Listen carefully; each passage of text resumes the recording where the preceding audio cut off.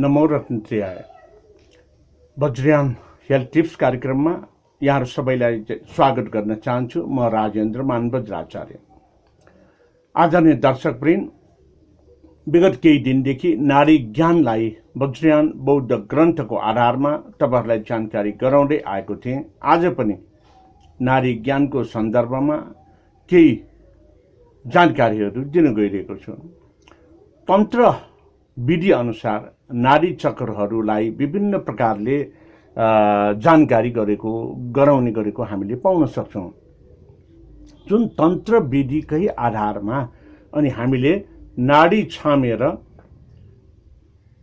कफको रोग हो कि बातको रोग हो कि पित्तको रोग हो भनेर जानकारी पाउने गर्दछौं। हो आदरणीय दर्शकवृन्द, यिनै कुराहरूलाई जने गर्दाखेरि जुन चाहिँ वज्रमाला तन्त्र अनुसार हामीले नाडी विज्ञानलाई अध्ययन अनुसन्धान गर्ने हो भने उस निशकण्ठमा अग्नि धातुका तीनवटा नाडीहरू रहने गर्दछन्। तीनवटा नाडीहरूलाई धारणा, निर्विकल्प र पूर्ण नाडी भनेर चाहिँ जानकारी गर्ने गरिन्छ। तर ती तीनैवटा नाडीहरू अग्नि धातु बिना पूर्ण हुँदैन। अग्नि धातुको कारणले धारणा, निर्विकल्प र पूर्ण नाडीहरूले पूर्णता पाउने गर्दछ। र यसैलाई कालचक्र तन्त्रमा कसरी व्याख्या गरेको छ भन्दाखेरि गुह्य मणिमा चारवटा नाडीहरू हुने गर्दछन्, जसको कारणले हामीले खाएका कुराहरूलाई चार प्रकारले विभाजन गरेर जुन चाहिँ हामीले खाएका कुराहरू पोषण तत्त्वहरू शरीरको लागि जति चाहिन्छ, जस्तो चाहिन्छ, ती सबै पोषण तत्त्वहरू प्राप्त गरिसकेपछि जुन विकारको रूपमा पैदा हुन्छ, अर्थात् अनावश्यक शरीरलाई अब यो प्रयोगको आवश्यकता छैन, यो दुर्गन्धित हो, यो प्रयोग गर्नु चाहिँ आवश्यक छैन भनेर शरीरले थम्याउँछ। त्यो शरीरले थम्याएका कुराहरू पोषण तत्त्व प्राप्त गरिसकेपछि जुन विकारको रूपमा जुन निष्कासन गर्नुपर्ने चाहिँ स्वरूपमा प्राप्त त्यो चाहिँ बाँकी रहन्छ, त्यो चार प्रकारले विभाजन गर्ने गर्छ। जुन गुह्य मणिका चारवटा नाडीहरूले यसलाई क्लासिफाई गर्छन्। अर्थात् एउटा नाडीले त्यो विकार वस्तुहरूलाई मलको रूपमा अर्थात् दिशाको रूपमा निष्कासन गर्न तयार गर्छ। अर्को नाडीले मूत्रको रूपमा, पिसाबको रूपमा निष्कासन गर्नको निमित्त तयार गर्छ। अर्को नाडीले शुक्रकीट पैदा गर्छ र अर्को नाडीले डिम्ब पैदा गर्छ। हुन त शुक्रकीट र डिम्ब महिला र पुरुषमा, यो चाहिँ पुरुष र महिलामा चाहिँ हुने कुरा हो, तर चाहिँ त्यसलाई चाहिँ शुक्रकीट पैदा गरेर चाहिँ बाँकी रहेकोलाई चाहिँ यो फाल्ने र डिम्ब प्रयोग उत्पादन गरिसकेपछि बाँकी रहेको चिजलाई फाल्ने काम यो चारवटा नाडी मध्ये एउटा नाडीले गर्ने गर्दछ। अब यी कुराहरूलाई हामीले नारीको ज्ञान सन्दर्भमा अनि के हुन्छ भन्दाखेरि उष्णिश चक्र अर्थात् चाहिँ हाम्रो यो शिरको भागमा जम्मा चारवटा नाडीहरू रहने गर्दछन्। त्यसै गरेर उष्णिश चक्र भन्दा तल यो शिरको भागमा 16वटा नाडीहरू रहने गर्दछन्। जुन अगाडिपट्टि हाम्रो चाहिँ यो मगज ब्रेन र पछाडिको ब्रेन, यो हरेक ब्रेनको भागमा चार चारवटा नाडीहरू रहेर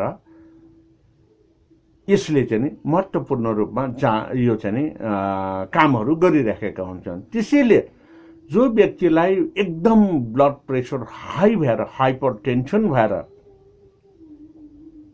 स्ट्रोक हेमोरेज भयो भने अब यो पार्टको कुन पार्टको त्यो नसामा चाहिँ असर गर्ने हो, त्यो अनुसार हाम्रो शरीरका अन्य अङ्गहरूलाई प्रभावित गर्ने गर्छन्। यी 16वटा नाडीहरूको महत्त्वपूर्ण रूपमा यो शिरमा भएको चाहिँ 16वटा नाडीले हाम्रो शरीर सञ्चालनमा महत्त्वपूर्ण रूपमा निर्देशनात्मक सूचनाहरू प्रवाह गर्नको निमित्त यो भूमिका खेल्ने गर्दछ। र यसैलाई अनि जब यो हाम्रो शिर भागभन्दा तल आउँछौँ, यो घाँटीको भाग जसलाई चाहिँ कण्ठ चक्र भनेर भन्ने गरिन्छ, घाँटीको भागमा कण्ठ चक्रमा फेरि यो 28वटा नाडीहरू हुने गर्दछन्। अर्थात् हाम्रो शरीरको अन्य अङ्ग प्रत्यङ्गहरूमा यसले चाहिँ जुन सूचनाहरू प्रवाह गर्नको निमित्त रक्त सञ्चार प्रणालीलाई सञ्चालन गर्नको निमित्त प्रयोग हुने गर्दछन्। र त्यसपछि आएर हाम्रो हृदय चक्र मुटुमा चाहिँ नि 8वटा नाडीहरू हुने गर्दछन्, जुन चाहिँ यो भल्भहरूबाट चाहिँ नि यसलाई चाहिँ नि प्रवाह वा नियन्त्रित हुने गरेको हामीलाई थाहा छ नै छ। त्यसै गरेर अब हृदय चक्रबाट चाहिँ नि यो चाहिँ नि मुटुको भागबाट तल सरेपछि अनि नाभि चक्र अर्थात् नाइटो। अब हामीलाई थाहा छँदैछ आमाको गर्भमा रहँदाखेरि बच्चाले सम्पूर्ण श्वास प्रश्वास प्रणालीदेखि लिएर खानपान सबै नाभि चक्रबाट जोडिएका यिनै 64वटा नाडीहरूले आमाले खानुभएका कुराहरू, आमाको खानाबाट पचाएर आएका कुराहरूलाई अनि जुन कुरा पोषण तत्त्वको रूपमा गर्भमा रहेको बच्चालाई चाहिन्छ त्यो यिनै 64वटा नाडीहरूको माध्यमबाट आमाबाट शिशु गर्भमा रहेको शिशुलाई प्राप्त हुने गर्दछन्। त्यसैले जबसम्म नाभि छेदन गर्दैन, आमाको सालनालबाट आमासँग छुट्टिएर त्यो नाभि छेदन हुँदैन, सालनाल बाहिर आउँदैन, तबसम्म यो 64वटा नाडीले आमाको शरीरबाट नै सबै कुराहरू प्राप्त गर्ने गर्छन्। र निष्कासन गर्नुपर्ने कुराहरू पनि त्यही नाडीहरूको माध्यमबाट आमाकै माध्यमले निष्कासन गर्ने पनि गर्दछन्। र अर्को कुरा के भन्दाखेरि जब जन्म हुन्छ, साल नाल चाहिँ निस्किन्छ, त्यसपछि अनि नाभि छेदन गरिसकेपछि बल्ल बच्चा स्वयंले नाक र मुखबाट श्वास प्रश्वासको प्रक्रियाबाट अनि सास फेर्न थाल्छन् र सबै कुराहरू बाह्य संसारबाट त्यो बच्चाले प्राप्त गर्ने गर्छन्। हो, त्यसपछि नाभि चक्रको मूल चाहिँ स्थानबाट जब हामी तल झर्छौँ अनि गुह्य चक्र, मूत्रद्वार र मलद्वार को माध्यमबाट जुन चाहिँ अघि वर्णन गरिएका जुन मल मूत्रको त्याग गर्ने, शुक्रकीट र शुक्रकीट डिम्बसँग चाहिँ मिलान गर्ने आदि इत्यादिहरू गुह्य चक्र मार्फत चाहिँ हुने गर्दछन्।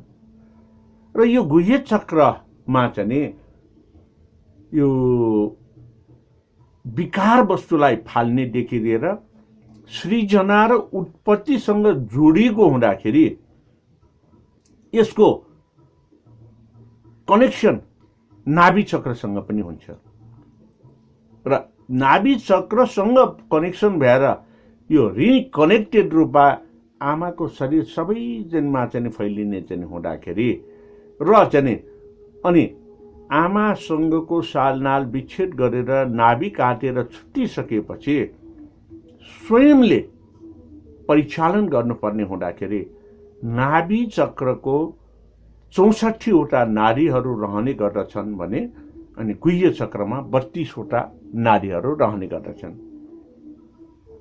यिनै समग्र उष्णेश चक्र, शिर चक्र, कण्ठ चक्र, हृदय चक्र, नाभि चक्र र गुह्य चक्र, यो 6 वटा चक्रमा रहेका जुन चाहिँ उष्णेशमा 4, शिर चक्रमा 16 गरेपछि 20 वटा भयो, कण्ठ चक्रमा 28 वटा गरेपछि 48 वटा भयो, अनि हृदय चक्रमा 8 वटा गरेपछि चाहिँ 56 वटा भयो, अनि त्यसपछि चाहिँ नाभि चक्रमा 64 वटा गरेपछि 56 र 64 गरेपछि चाहिँ 100 चाहिँ यो 20 वटा भयो। त्यसपछि गुह्य चक्रको 32 वटा गरेपछि 152 वटा नाडीहरूले हाम्रो शरीरको पूर्ण सञ्चालनमा मद्दत गरिराखेको हुन्छ र जसलाई चाहिँ हामीले यहाँ चाहिँ बाट नाडी छामेर वात रोग हो कि पित्त रोग हो कि कफको रोग हो भनेर जानकारी पाउने गर्छौं। अर्थात् यसरी समाउँदाखेरि वात रोग, पित्त रोग, कफ रोग यो धड्कनको आधारमा हामीले छुट्याउने गर्छौं। र अब यसलाई चाहिँ के भन्दाखेरि सट नाडी ज्ञान भनेर पनि भन्ने गरिन्छ, जुन चाहिँ उष्णेश चक्र, शिर चक्र, कण्ठ चक्र, हृदय चक्र, नाभि चक्र, गुह्य चक्र, यो सट स्थान 6 वटा चक्रको स्थानको जानकारीबाट हामीले 6 वटा रोगहरू पत्ता लगाउन सकिन्छ, जसलाई चाहिँ अर्बुद रोग जो चाहिँ क्यान्सर भनेर भन्ने गरिन्छ, अनि आर्डर्ट रोग जुन चाहिँ यो मौसम अनुसारको चाहिँ जानकारी गराउँछ, जुन अक्षय रोग क्षय नहुने नाश नहुने चाहिँ तत्त्वहरू कसरी सृजना गर्न सकिन्छ, अर्थात् रोग प्रतिरोधात्मक क्षमताहरूलाई कसरी वृद्धि गर्न सकिन्छ, वृद्धि भइराखेको छ कि छैन भनेर जानकारी गराउन सकिन्छ।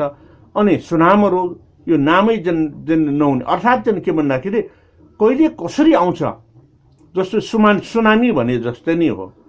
सायद चाहिँ सुनामी भनेर नामाकरण पनि यही नाडीको छालबाट गरेको हो कि त्यसै गरेर शरीरलाई स्थिर राख्नको निमित्त आवश्यक जानकारी पनि पाउन सकिन्छ, अनि कुनै रोग लाग्दाखेरि लक्षण प्राप्त गर्ने।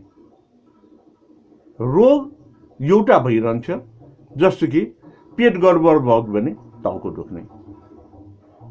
पेट गडबड र टाउको लिङ्क केले गर्छ भन्दाखेरि पित्तले, जसलाई चाहिँ यो चाहिँ पित्ताशय चाहिँ पित्त थैली गल ब्ल्याडरमा चाहिँ रहेको पित्तबाट यो तल र माथिलाई चाहिँ जानकारी गराइराखेको हुन्छ। त्यसकारणले आदरणीय दर्शकवृन्द, आज समग्र रूपमा तपाईहरुलाई यो नाडीको चाहिँ विविध प्रकारमा वज्रयानी ग्रन्थहरूमा कहाँ कसरी के चाहिँ आधारमा व्याख्या गरिएको छ भनेर मैले जानकारी गराएको छु भन्दाखेरि, र आज पनि म यो चाहिँ के भन्दाखेरि एउटा रोग भए पनि तपाईहरुलाई वज्रयान हेल्थ टिप्समा दिन चाहन्छु। जुन हामीले नाडी छामेर वैद्यहरूले विशेष गरेर के भन्ने गर्छ भन्दाखेरि नागको दोष भनेर भन्ने गर्छ। वैद्यको रूपमा काम गर्ने गुरुजहरूले पनि नागको दोष भनेर भन्ने गरिन्छ। यो नागको दोष भनेको के हो त? के शरीरभित्र हाम्रो चाहिँ नाग छ त? बिल्कुलै छैन। नागको दोष भनेको यो नाग चाहिँ 32 प्रकारका नागहरू हुने गर्दछन्।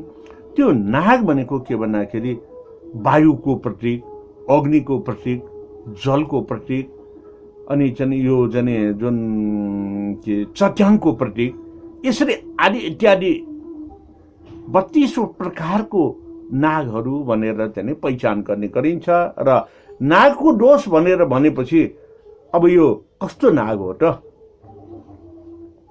भन्दाखेरि चाहिँ चट्याङको प्रतीक हो भने कसरी चाहिँ चाल पाउँछ? पानी जलको प्रतीक हो भने कसरी चाहिँ यो चाहिँ चाल पाउँछ भनेर चाहिँ ज्ञान लिएर त्यो आधारमा नागको दोष भनेर भन्ने गरिन्छ। र नागको दोष भनेर चाहिँ भनेपछि त्यो नाडी छाम्दाखेरि वैद्यहरूले गुरुजहरूले चाहिँ कसरी चाहिँ चाल पाउँछ भन्दाखेरि यो चराहरूमा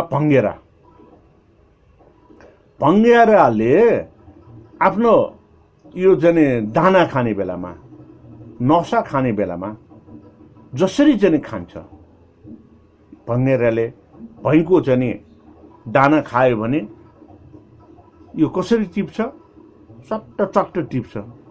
नारीको चाल त्यसरी चलेको छ कि अथवा भङ्गेराको चाल चाहिँ हिँडाइ भङ्गेराको खुट्टा चाहिँ यसरी चाल्न सक्दैन भङ्गेरा उफ्री जान्छ। अब यो उफ्री गएको छ कि र चाहिँ भङ्गेराले चाहिँ सानो भङ्गेरा बच्चाहरूले आमा बाउले चाहिँ खुवाउन ल्याउँदाखेरि यसरी मुख बाहिर गरेर गर्दाखेरि त्यो जुन चाहिँ घाँटी चाहिँ तन्किने चाहिँ खुम्चिने हुन्छ त्यो हिसाबले नाडी चलेको छ कि यी कुराहरूलाई ज्ञान प्राप्त गरेर अनि नाग दोषमा पनि कस्तो प्रकारको नागको दोष हो यो।